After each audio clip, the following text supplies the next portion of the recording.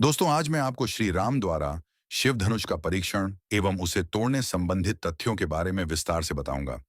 इसलिए दोस्तों, अगर आप मेरे चैनल पर नए जुड़े हैं तो आपका मेरे और मेरी टीम की तरफ से बहुत बहुत स्वागत है, अभिनंदन है। तथा हमारा आगे भी इस चैनल पर संपर्क बना रहे, उसके लिए आप इस चैनल को सब्सक्राइब कर लें। पोस्ट को लाइक कमेंट में जय श्री राम अवश्य लिखें और पोस्ट पर अंत तक अवश्य बने रहें। तो चलिए दोस्तों, ज्यादा देरी ना करते हुए विषय को आगे बढ़ाते हैं। महाकाव्य रामायण के अयोध्या कांड में स्वयंवर का प्रसंग अत्यंत महत्वपूर्ण है। यह न केवल सीता और राम के विवाह का कारण बना, बल्कि राम की शक्ति, साहस और दिव्यता का प्रतीक भी है। स्वयंवर के आयोजन में राजा जनक ने शिव के धनुष का परीक्षण किया था, जिसे तोड़ने का कार्य किसी महान वीर को ही सौंपा गया था।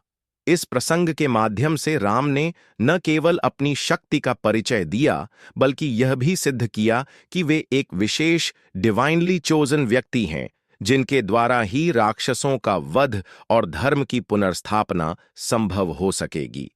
इस आलेख में हम शिव धनुष के परीक्षण की घटनाओं का विश्लेषण करेंगे, जिसमें राम द्वारा धनुष तोड़ने का अद्भुत दृश्य न केवल राम की शक्ति को प्रदर्शित करता है, बल्कि यह पूरी कथा के अंदर राम के चरित्र, उनके गुणों और उनके द्वारा स्थापित किए गए धर्म की गहराई को उजागर करता है। धनुष का इतिहास और स्वयंवर का आयोजन। राजा जनक की सभा में शिव के धनुष का परीक्षण उस समय के एक प्रमुख धार्मिक और सांस्कृतिक परंपरा का हिस्सा था। जनक ने स्वयंवर के आयोजन के लिए यह शर्त रखी थी कि जो भी राजा या वीर शिव के धनुष को उठाकर तोड़ने में सक्षम होगा, वही सीता से विवाह करेगा। यह धनुष न केवल अत्यंत भारी था, बल्कि उसकी कठोरता और लचीलापन भी असाधारण था। इसके पीछे एक धार्मिक विश्वास था कि यह धनुष केवल उन्हीं व्यक्तियों के हाथ में सही रहेगा जो सत्य और धर्म के मार्ग पर चलने वाले होंगे। धनुष का इतिहास भी अत्यंत रोचक है। यह धनुष भगवान शिव का था और यह शिव ने राक्षसों से युद्ध के दौरान प्राप्त किया था। यह दिव्य धनुष किसी सामान्य व्यक्ति के लिए उठाना और तोड़ना असंभव था। इसके परीक्षण का उद्देश्य यह था कि जो इसे तोड़ेगा वह केवल एक महान योद्धा ही नहीं, बल्कि एक योग्य और ईश्वर से चुना हुआ व्यक्ति भी होगा। स्वयंवर का आयोजन और राम का प्रवेश। जनक ने इस स्वयंवर को आयोजित किया, जिसमें बहुत से महल और राज्य के राजा राजकुमारों को आमंत्रित किया गया।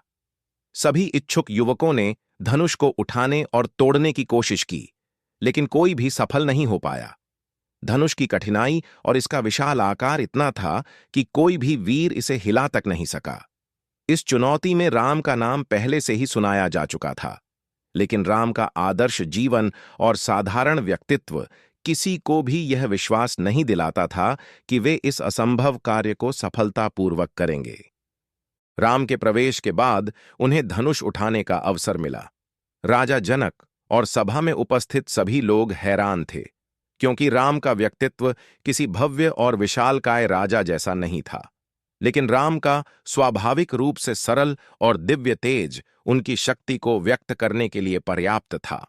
राम द्वारा शिव धनुष का तोड़ना।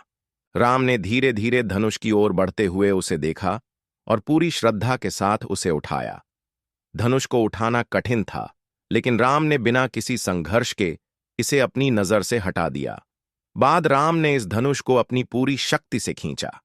यह दृश्य अत्यंत अविश्वसनीय था, क्योंकि धनुष की कठोरता और आकार के हिसाब से कोई भी व्यक्ति इसे खींचने का साहस नहीं कर सकता था। राम ने इस धनुष को पूरी शक्ति से खींचते हुए उसे तोड़ दिया।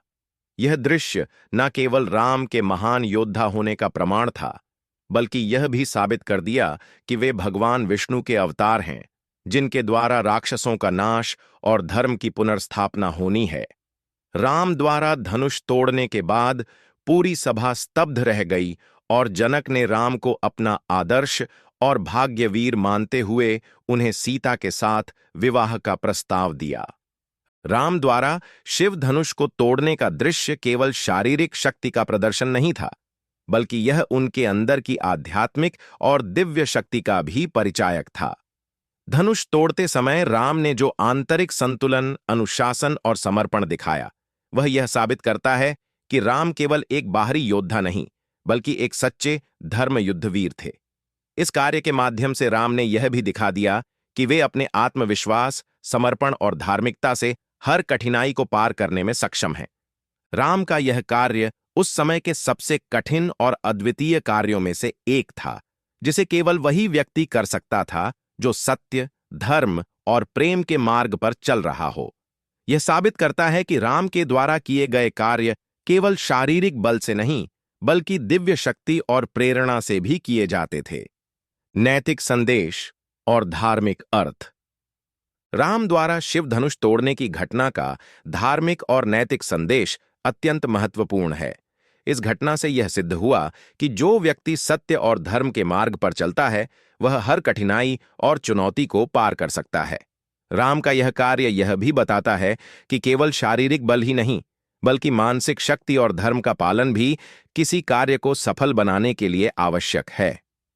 राम ने यह दिखाया कि जीवन में सफलता प्राप्त करने के लिए केवल बाहरी शक्ति की आवश्यकता नहीं है, बल्कि आंतरिक शक्ति और ईश्वर पर विश्वास भी उतना ही महत्वपूर्ण है। निष्कर्ष रूप में, शिव धनुष का परीक्षण राम के जीवन की एक महत्वपूर्ण घटना है, जो उनकी शक्ति, समर्पण और धार्मिकता को दर्शाती है। इस घटना के माध्यम से यह स्पष्ट होता है कि राम केवल एक महान योद्धा नहीं, बल्कि एक दिव्य व्यक्तित्व के धनी थे, जो धर्म और सत्य के मार्ग पर चलते हुए अपने कार्यों से संसार को सही दिशा में ले जाने में सक्षम थे। धनुष तोड़ने के इस अद्भुत दृश्य ने न केवल राम को एक आदर्श नायक के रूप में प्रस्तुत किया, बल्कि यह भी साबित कर दिया कि सत्य और धर्म का पालन करने वाले व्यक्ति के लिए कोई भी कार्य असंभव नहीं होता है।